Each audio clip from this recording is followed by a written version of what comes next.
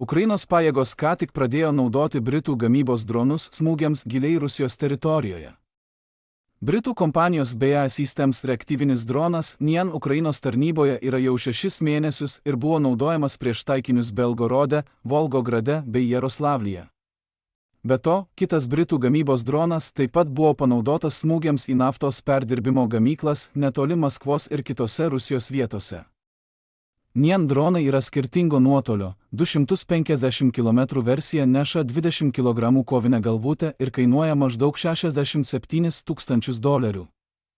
Tuo pat metu 1000 km nuotolio variantas buvo panaudotas smūgiams Volgograde ir Jaroslavlyje. Droną galima paleisti nuo laivų arba nuo žemės naudojant rampą, todėl Ukrainos pajėgos gali greitai pakeisti arba paslėpti paleidimo vietą. Nors dauguma Ukrainos smūgių giliai į priešo užnugarį vis dar remiasi šalies viduje sukurtomis sistemomis, vis dažnesnis Britų gamybos dronų naudojimas suteikia papildomą tolimojo smūgio galimybę. Jų atakos prieš Rusijos pramonės ir energetikos infrastruktūrą padarė didelę ekonominę žalą, o tai rodo, kad Nian dronas gali būti veiksmingas priedas prie Ukrainos turimų dronų. Šių Britų gamybos dronų atvykimas supykdė Rusiją, paskatindamas ją reaguoti grasinimais Jungtinei karalystei. Rusija pradėjo kaltinti Britaniją karo eskalavimu ir įspėjo, kad jos dalyvavimas Ukrainos smūgiuose gali turėti pasekmių.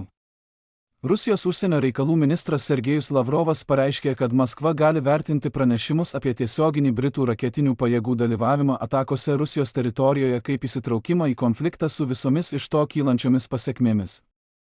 Tai rodo, kad Rusija negali sustabdyti šių dronų patekimo į Ukrainą tiesiogiai neatakuodama Britų tiekimo ar gamybos objektų, o tai sukeltų daug didesnę eskalacijos riziką.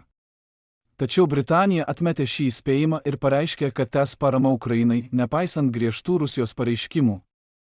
Jungtinės karalystės pareigūnai apibūdino šalies poziciją kaip visiškai tvirtą ir patvirtino, kad Britanija ir toliau tieks Ukrainai reikalingą karinę įrangą.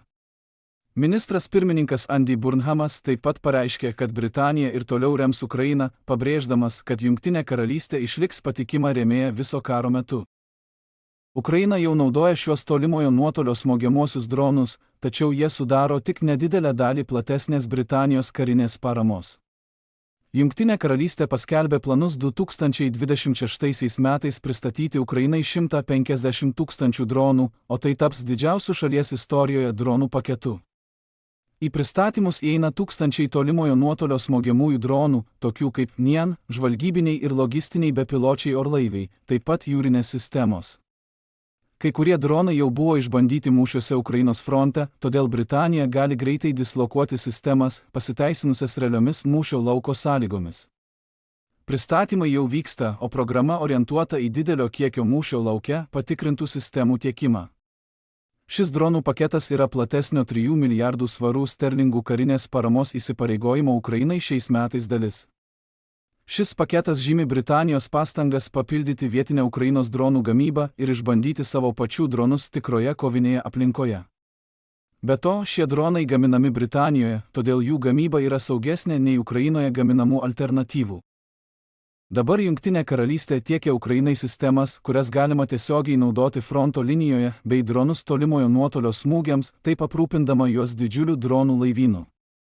Tai leidžia Ukrainai padidinti dronų skaičių savo smūgiuose ir naudoti europietiškus gaminius kartu su savais dronais. Tuo pat metu Ukraina gali teikti grįžtamąjį ryšį iš mūšio lauko Europai, nes Ukrainos įgytos žinios yra itin svarbios Jungtiniai karalystiai, kuri nori pritaikyti ukrainietišką taktiką ir išbandyti savo technologijas.